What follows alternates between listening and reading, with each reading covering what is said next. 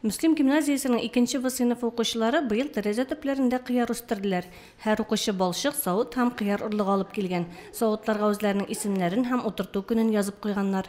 Иң кызыгы шунда, тишелеп чыккач укучылар һәр көн үзләренең кыярлар белән исәнләшүне, алар белән сөйләшүне гадәткә керткәннәр. Исәнме кыяр?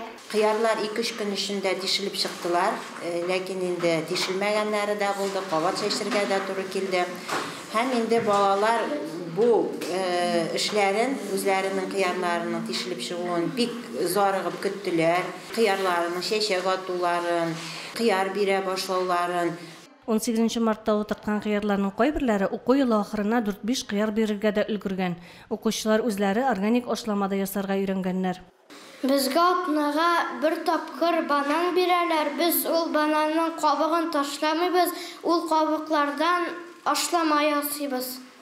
Беренче уңышны дуслары белән бүлешеп ашаганда баланың күңеленә юмартлык орлыклар салырга да, үстергәндә начар көнләшү хисен җиңәргә дә ярдәм иткән бу шөгыль. Яратып үстергән кыярларын балалар җәйгә өйләренә алып кайтып китәләр. Ачык грунтта үстерүләрен дәвам итәләр. Гөлназ Җәлилова, Динар Нуртдинов, Мөслим телевидениесе.